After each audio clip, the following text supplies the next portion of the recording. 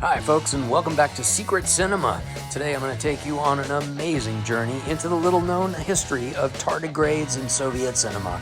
If you don't know what tardigrades are, they're these really amazing, super tough, tiny little animals, about 1/100 of an inch long, also known as water bears.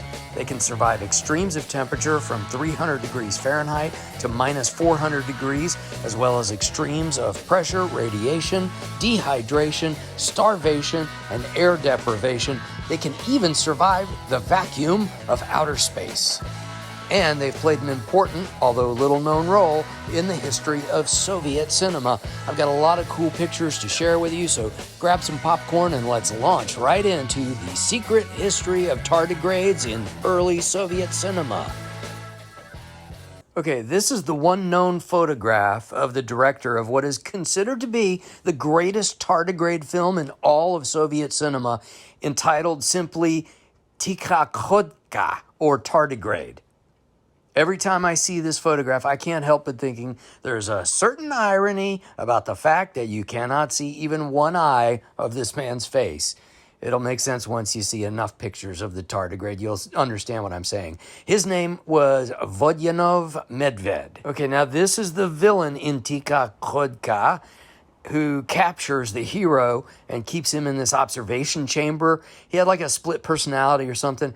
I swear, when I saw M. Night Shyamalan's film Split, I was like, I know where he got that from.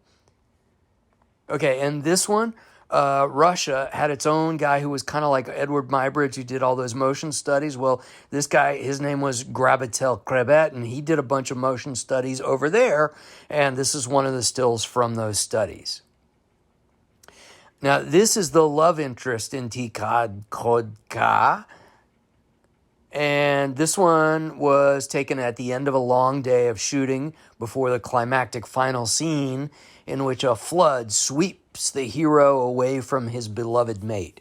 You can see on the left there, the director of photography. He actually got into a physical altercation with the lead actor because this guy rushed him to get back onto set.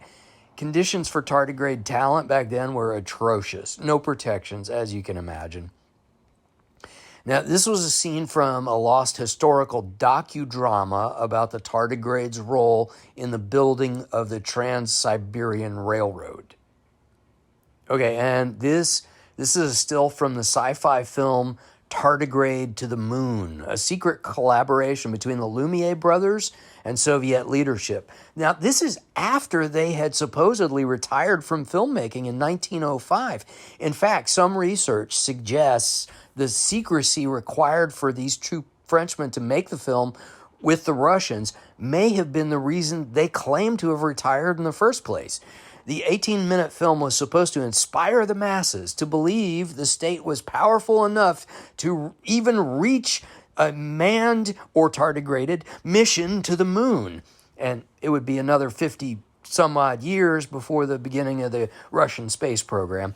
But you can see here in this photo, the spaceship kind of resembles a tardigrade. Pretty cool.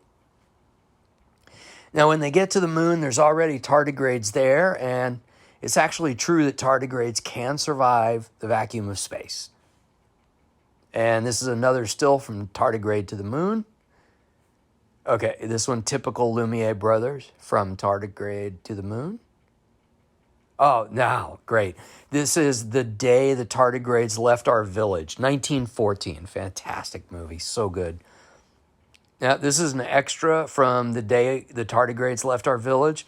I love the clarity of this picture. It's so sweet. Okay, I'm not sure what's going on with this one, but nice photo, huh?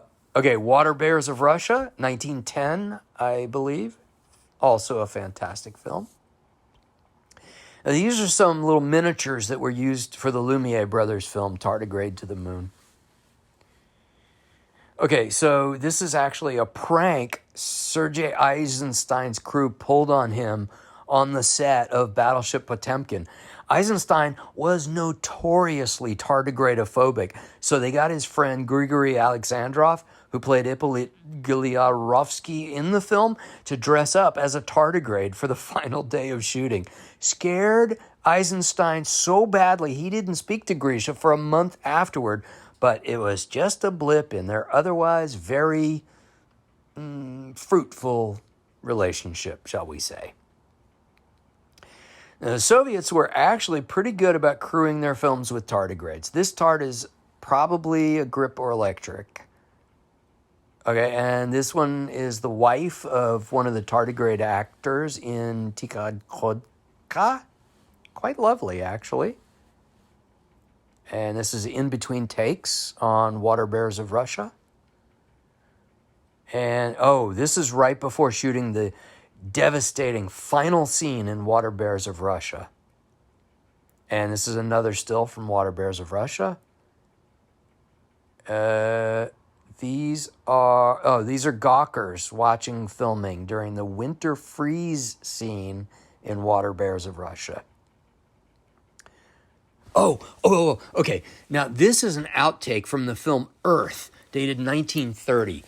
43 takes, and this tardigrade still couldn't get the scene right. You can see the empty director's chair on the right side there.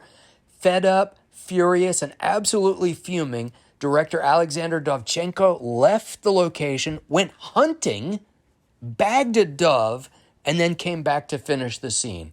3 more takes, and the actor still didn't get it. He gave up.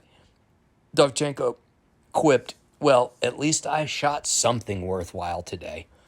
The scene was cut from the film entirely. And the despondent tardigrade actor, right after those final takes from the deleted scene in Dovchenko's Earth.